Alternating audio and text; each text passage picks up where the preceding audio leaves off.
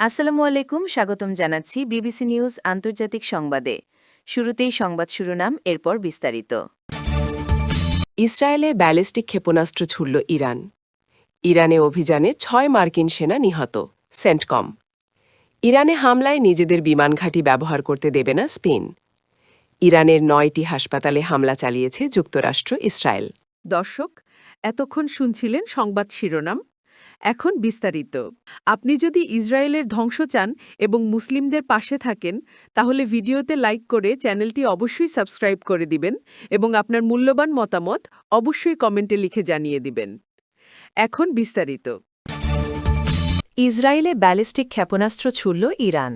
দফায় দফায় বিমান হামলার জবাবে আবারও ইসরায়েল ভূখণ্ড লক্ষ্য করে ব্যাপক ক্ষেপণাস্ত্র হামলা শুরু করেছে ইরান। মঙ্গলবার ৩ মার্চ তেহরান থেকে তেল আবিবের দিকে ব্যালিস্টিক ক্ষেপণাস্ত্র নিক্ষেপ করা হয়েছে বলে দাবি করেছে ইসরায়েলি সামরিক বাহিনী। খবর আল জাজিরার।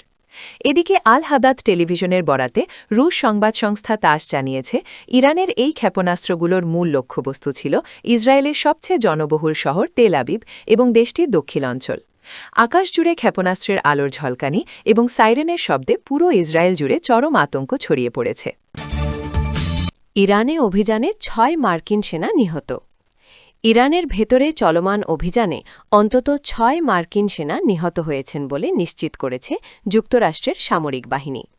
গত শনিবার যুক্তরাষ্ট্র ও ইসরায়েল যৌথভাবে ইরানে বোমা হামলা শুরুর পর এই প্রাণহানির ঘটে। যুক্তরাষ্ট্রের সেন্ট্রাল কমান্ড, সেন্টকম, এক বিবৃতিতে জানিয়েছে, ইরানের প্রাথমিক পাল্টা হামলায় ক্ষতিগ্রস্ত একটি স্থাপনা থেকে নিখোঁজ ২ সেনার মরদেহ সম্প্রতি উদ্ধার করা হয়েছে। এর মাধ্যমে নিহতের মোট সংখ্যা ৬ জনে দাঁড়িয়েছে। নিহত সেনাদের পরিচয় এখনও প্রকাশ করা হয়নি। নিয়ম অনুযায়ী তাদের পরিবারকে অবহিত করার ২৪ ঘণ্টা পর নাম পরিচয় জানানো হবে। প্রসঙ্গত, পারমাণবিক কর্মসূচি বিষয়ক আলোচনা ভেস্তে যাওয়ার পর গত শনিবার ২৮ ফেব্রুয়ারি ইরানের ওপর একযোগে হামলা চালায় যুক্তরাষ্ট্র ও ইসরায়েল।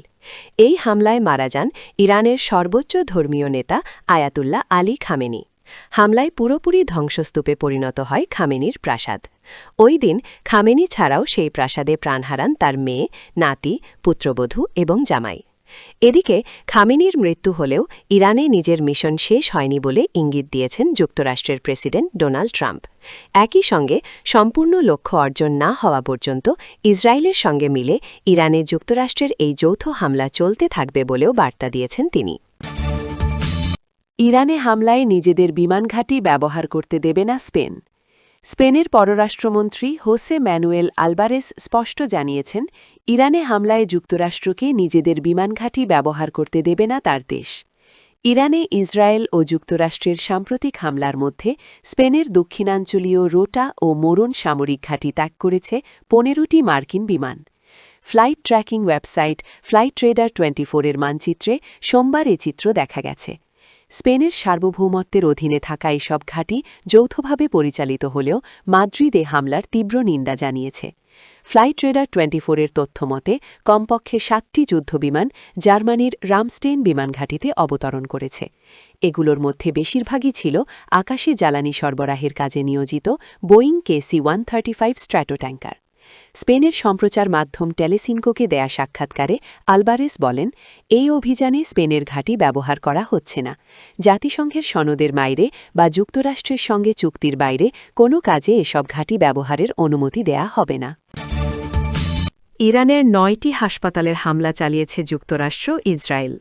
ইরানে যুক্তরাষ্ট্র ও ইসরায়েলের হামলায় দেশটির অন্তত ৯টি হাসপাতাল ক্ষতিগ্রস্ত হয়েছে বলে জানিয়েছেন ইরানের সংসদ সদস্য ফাতেমে মোহাম্মদ বেইগি।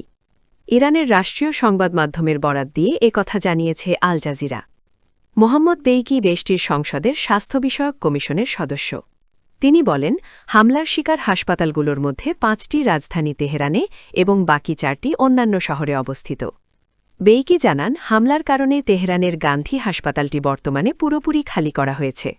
সেখানকার সব রোগীকে অন্য চিকিৎসা কেন্দ্রে সরিয়ে নেওয়া হয়েছে। মূলত মার্কিন ও ইসরায়েলি বাহিনীর যৌথ হামলার লক্ষ্যবস্তু হওয়ার পর এই পদক্ষেপ নেওয়া হয়।